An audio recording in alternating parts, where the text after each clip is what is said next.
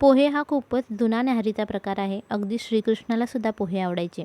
आपल्या महाराष्ट्रात तर कांदे पोह्यांना इतकं महत्त्व आहे की आपण बघण्याच्या कार्यक्रमालाच कांदे पोहे हे नाव दिलेलं आहे. काही वर्ष जर आपण मागे गेलो तर महाराष्ट्रामध्ये नाश्ता म्हटला की पहिल्यांदा आठवायचे ते पोहे.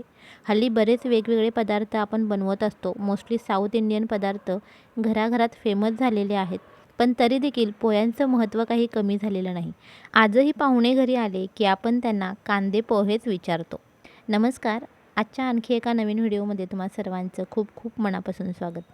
तर आपल्या महाराष्ट्राचा हा लाडका नाश्त्याचा प्रकार आहे. सर्वजण हा अगदी आवडीने खातात. त्यामुळे आपल्याला ते परफेक्ट जमलेच पाहिजेत, नाही का? तर काय होतं, जेव्हा आपण कांदे पोहे बनवतो तेव्हा बऱ्याच वेळेस त्याचा लगदा होतो. ते मोकळे सुटसुटीत बनत नाहीत. डब्यात द्यायचे म्हटले की काही वेळाने ते वातड बनतात किंवा मग तेलकट तरी होतात. तर असे बरेच प्रॉब्लेम कांद्या पोह्यांच्या बाबतीत होत असतात. रोज जरी आपण कांदे पोहे बनवत असलो तरी काही छोट्या मोठ्या चुका कांदे पोहे बनवताना आपण करतच असतो. तर आज आपण अगदी परफेक्ट आणि सगळ्यांना तुमच्या हातचे कांदे पोहे खायला आवडतील असे कांदे पोहे कसे बनवायचे ते पाहूयात. कांदे पोहे बनवण्यासाठी आपण जाडे पोहे वापरतो, हे तर सर्वांनाच माहीत आहे. आता हे कांदे पोहे जर तुम्हाला अगदी योग्य प्रमाणातच बनवायचे असतील तर हे कांदे पोहे मुठीने मोजून घ्यायचे. एका व्यक्तीसाठी 1 मूठ असं हे पोह्यांचं प्रमाण घेतलं की पोहे कमीही पडत नाहीत आणि जास्तही उरत नाहीत. तर इथे मी 2 मुठी पोहे घेतलेले आहेत. हे पोहे अगदी व्यवस्थित साफ करून घेतलेले होते. त्यामध्ये जर काही पावडर असेल तर ती चाळणीने चाळून घ्यायची. तर पोहे आपल्याला पाण्यामध्ये अजिबात भिजत ठेवायचे नाहीत. पोहे एकदा स्वच्छ धुवून त्यातलं पूर्णपणे पाणी निथळून ते भिजण्यासाठी ठेवून द्यायचे आहेत. तुम्ही जर पोहे पाण्यामध्ये जास्त वेळ भिजत ठेवले तर पोह्यांऐवजी उपीट तयार होतं. आता तसं तर आपण मोहरी, मिरची, कढीपत्ता, कांदा, हळद आणि मीठ एवढे बेसिक पदार्थ वापरूनसुद्धा खमंग असे पोहे बनवू शकतो.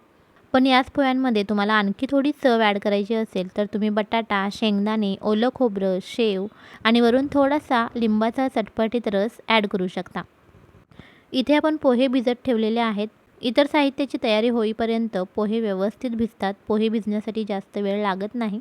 तर आपली ही सगळी साहित्याची तयारी झालेली आहे. आता आपण फोडणी करून घेऊयात. फोडणी करण्यापूर्वी मी या पोह्यांमध्ये मीठ टाकून ते व्यवस्थित मिक्स करून घेते. असं केल्यामुळे आपला पोह्यांमधला मिठाचा अंदाज अजिबात चुकत नाही. इथे आपण थोडीशी चव घेऊन पाहू शकतो. यामध्ये मीठ व्यवस्थित मिक्स करून घेऊयात. तर आपण पोहे भिजवल्यानंतर यामध्ये थोड्याशा गुठळ्या झालेल्या असतात, त्या देखील व्यवस्थित मोडून घ्यायच्या. म्हणजे हे पोहे छान मोकळे सुटसुटीत बनतात. इथे पोहे जर तुम्हाला थोडेसे ड्राय वाटत असतील तर यावरती थोडा पाण्याचा शिंपडा तुम्ही मारू शकता. पण पोहे एकदमच ओलसर करायचे नाहीत, नाहीतर मग मोकळे सुटसुटीत असे पोहे आपल्याला मिळत नाहीत, त्याचा लगदा होऊन बसतो. तर अगदी परफेक्ट असे पोहे जर तुम्हाला बनवायचे असतील तर ते पोहे योग्य पद्धतीने भिजवणं जाणं खूप गरजेचं आहे. पोहे भिजल्यानंतर ते हाताला मऊ लागले पाहिजेत.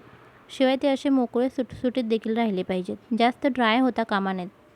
इथे आपले पोहे भिजून तयार आहेत. आता आपण फोडणी करून घेऊयात. पोहे कमी तेलात बनवले तर जास्त वेळ मऊ राहतात. त्यामुळे पोहे बनवताना कमी तेल वापरा. अगदी जास्त तेल जर तुम्ही वापरलं तर पोहे काही वेळानंतर वातड बनतात, ते मऊसूत राहत नाहीत. त्यामुळे इथे मी फक्त 2 चमचे एवढंच तेल घेतलेलं आहे.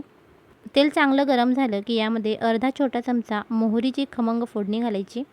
त्यानंतर यामध्ये तुम्ही आवडीप्रमाणे शेंगदाणे घालू शकता. इथे मी अर्धी वाटी शेंगदाणे घातले.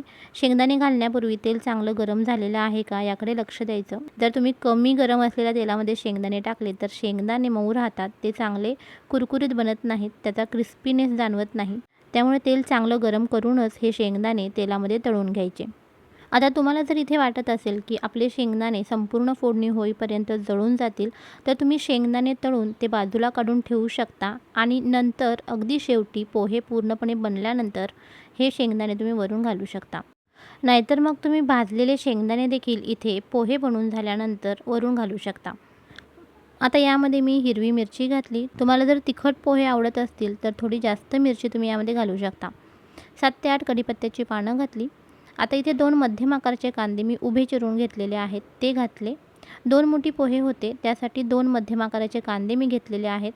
तर इथे आपण कांदे पोहे म्हणतो, त्यामुळे यामध्ये कांदे देखील तितक्याच प्रमाणामध्ये पडले पाहिजे. त्यामुळे कांदे आणि पोहे हे समप्रमाणात मी इथे घेतलेले आहेत. त्यामुळे 2 मुठींसाठी 2 मध्यम आकाराचे कांदे हे प्रमाण घ्यायचं. जर तुम्हाला पोह्यांमध्ये बटाटे खायला आवडत असतील तर कांदा टाकल्या लगेचच तो एक अर्ध्या मिनटासाठी परतून घेतला की यामध्ये बटाटासुद्धा घालायचा, म्हणजे बटाटा कांद्यासोबत अगदी व्यवस्थित शिजून येतो. तुम्ही जर बटाटा घालायला वेळ केला तर कांदा जळतो आणि बटाटा कच्चा राहतो. त्यामुळे कांदा घालून तो थोडासा परतून झाला की लगेचच यामध्ये असा बटाटा घालून घ्यायचा. तर इथे मी सुद्धा एक मध्यम आकाराचा बटाटा अशा प्रकारे चौकोनी आकारामध्ये कट करून घेतलेला होता. तो पाण्यामध्ये ठेवलेला होता. पाणी पूर्णपणे काढून घेतलं आणि हा यामध्ये घातला. आता कांदा आणि बटाट्यामध्ये त्याचं अंगचं पाणी असतं, त्यामुळे या पाण्यामध्येच हा बटाटा छान असा शिजून येतो. पण तरीसुद्धा काही लोक यामध्ये 1 चमचाभर पाणी घालतात बटाटा शिजण्यासाठी. पण कधी जर पाण्याचं प्रमाण जास्त झालं तर पोह्यांचा लगदा होऊ शकतो. त्यामुळे इथे आपण पाणी न घालता मीठ घालणार आहोत. मिठाचं देखील पाणी बनतं आणि त्या पाण्यामध्ये हा जो बटाटा आहे तो अतिशय छान शिजून येतो. त्याचसोबत यामध्ये तेलसुद्धा आहे आणि त्यामुळे तेल आणि मिठाच्या पाण्यामध्ये शिजलेला हा बटाटा छान रुचकर देखील लागतो. तर इथे मी अर्धा चमचा होईल इतकी हळद देखील टाकली. मीठ चवीनुसार घालायचं. पोह्यांमध्ये आपण ऑलरेडी मीठ घातलेलं आहे, त्यामुळे इथे मीठ घालताना कांदा आणि बटाट्यापुरतंच मीठ घालायचं. आता यावरती झाकण ठेवून आपण हा बटाटा व्यवस्थित असा शिजवून घेऊयात. 2 ते 3 मिनिटांनी बटाटा चेक करून पाहूयात. बटाटा अगदी व्यवस्थित शिजतो एवढ्या वेळामध्ये. तर अशा प्रकारे काटा चमचा किंवा चाकू घेऊन हा बटाटा चेक करून पाहायचा. बटाटा अगदी जास्त कुस्करेल इतका देखील शिजवायचा नाही, कारण यामध्ये पोहे घालून आपल्याला ते मिक्स करायचे असतात आणि मिक्स करताना बटाटा मग कुस्करला जातो. त्यामुळे अगदीच कुस्करेल इतका देखील बटाटा शिजवायचा नाही. आता यामध्ये आपण हे पोहे घालूयात आणि सर्व व्यवस्थित एकजीव करून घेऊयात. सर्व पोह्यांना हळद व्यवस्थित लागेपर्यंत हे पोहे व्यवस्थित असे मिक्स करून घ्यायचे.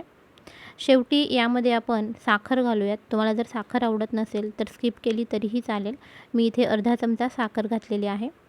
त्याचप्रमाणे अर्धा लिंबू यावरती पिळून घ्यायचा. लिंबामुळे चटपटीत चव देखील येते पोह्यांना आणि पोहे मऊसूत राहायला मदत होते. आता यामध्ये मी ओलं खोबरं आणि भरपूर सारी बारीक चिरलेली कोथिंबीर घातली. तुम्ही हवं तर पोहे सर्व करताना वरून घालू शकता किंवा मग असे मी घातल्याप्रमाणे डायरेक्ट पोह्यांमध्ये घालून ते मिक्स करून घेऊ शकता.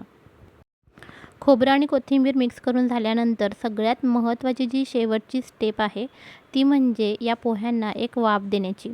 तर यामध्ये आपण लिंबू घातलेला आहे. त्याचसोबत ओल्या खोबऱ्यामध्ये देखील थोडासा पाण्याचा अंश असतो. त्यामुळे या पाण्यामध्ये या पोह्यांना व्यवस्थित वाफ देऊन घ्यायची. 1 मिनिटभर याच्यावर झाकण ठेवून छान अशी वाफ द्यायची. यामुळे छान वाफाळलेले मऊसूत असे पोहे आपल्याला मिळतात. तर इथे तुम्ही पाहू शकता आपण पोह्यांमध्ये जो बटाटा घातलेला आहे तो जास्त कुस्करलेला नाही, तो तसाच इंटॅक्ट राहिलेला आहे. त्यासोबत शेंगदाणे देखील मस्त कुरकुरीत असे बनलेले आहेत. खाताना त्याचा क्रंच छान लागतो पोह्यांमध्ये. तर असे हे मऊसूत पोहे बनून तयार झालेले आहेत. वरून तुम्हाला जे पदार्थ आवडतात ते पदार्थ घालून पोहे सर्व करा. तुम्ही हवं तर शेव घालू शकता. मगाशी सांगितल्याप्रमाणे ओलं खोबरं आणि कोथिंबीरचा देखील वापर करू शकता. तर आजची ही रेसिपी तुम्हाला कशी वाटली ते कमेंटमध्ये नक्की सांगा. व्हिडिओ जर तुम्हाला आवडला असेल तर व्हिडिओला लाईक करा आणि तुमच्या यंदा कर्तव्य असलेल्या सर्व मित्रमैत्रिणींना तो शेअर देखील करा. चॅनलवर जर तुम्ही नवीन आला असाल तर चॅनलला सबस्क्राईब करायला विसरू नका. पुन्हा भेटूया अशाच एखाद्या सविस्तर रेसिपीसोबत. तोपर्यंत तुमचा निरोप घेते. धन्यवाद.